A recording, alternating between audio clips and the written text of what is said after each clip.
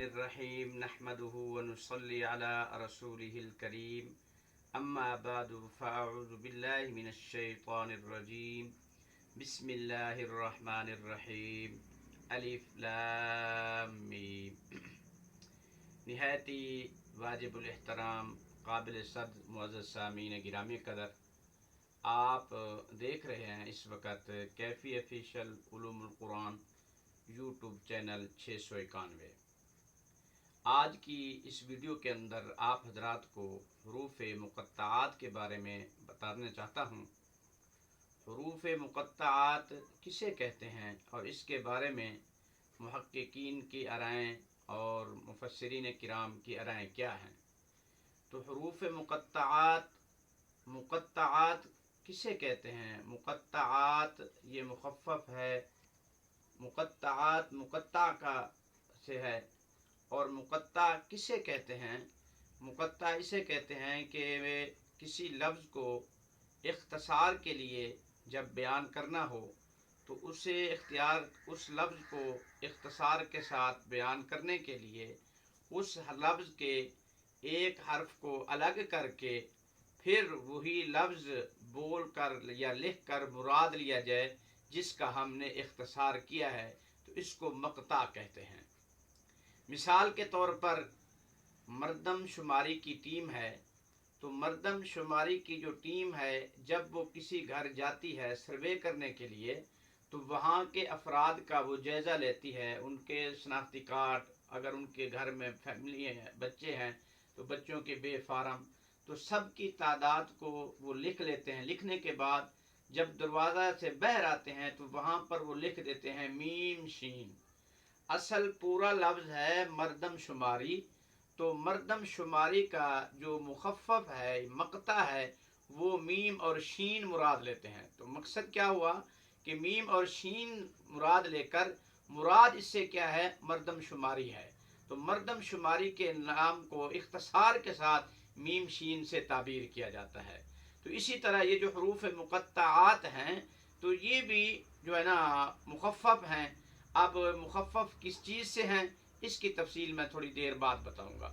دوسرے طور پر یہ سمجھیے، دوسرے نمبر پر، کہ جس طرح ڈپٹی کمشنر صاحب ہوتے ہیں تو ڈپٹی کمشنر صاحب کو عام طور پر لوگ مخفف طور پر ڈی سی لفظ بول کر مراد لیتے ہیں، ڈی سی صاحب بول کر مراد لیتے ہیں۔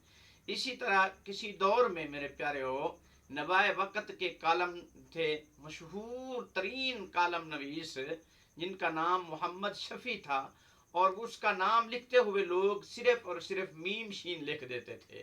تو اسی طرح یہ جو حروف مقطعات ہیں تو یہ بھی مخفف ہیں۔ ایک گروہ یہ کہتا ہے کہ یہ حروف مقطعات مخفف ہیں۔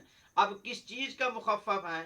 وہ یہ کہتے ہیں کہ الف جو ہے یہ اللہ کا مخفف ہے، لام جو ہے یہ جو ہے نا لطیف کا مخفف ہے، اور اسی طرح میم جو ہے یہ مقتدر کا اور مقید کا مخفف ہے۔ اور ایک گروہ یہ کہتا ہے کہ یہ جو حروف ہیں، حروف مقطعات ہیں، یہ مخفف نہیں ہیں بلکہ یہ بھی اللہ تعالیٰ کے جو ہے نام ہیں، اللہ تعالیٰ کے نام ہیں، صفاتی نام ہیں۔ تو اب یہاں پر ایک چھوٹا سا اشکال ہوتا ہے کہ اگر یہ حروف مقطعات اللہ کے نام ہیں تو اللہ پاک کے جو 99 نام ہیں جنہیں اسماء حسنہ سے تعبیر کیا جاتا ہے تو وہاں پر تو یہ نام لکھنے میں پڑھنے میں کہیں نہیں دیکھا گیا۔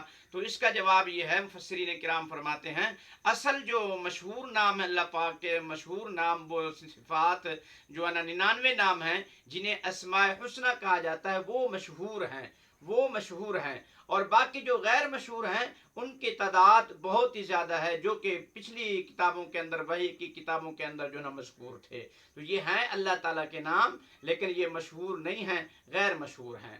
باقی رہی یہ بات کہ یہ جو حروف نام ہیں اللہ پاک کے، تو یہ اللہ پاک کے نام ہیں اور یہ قرآن پاک کا حصہ بھی ہیں۔ جس طرح ہمیں اور قرآن پاک کے الفاظ پڑھانے سے ثواب ملتا ہے، ان کے پڑھنے پڑھانے پر بھی ثواب ملے گا۔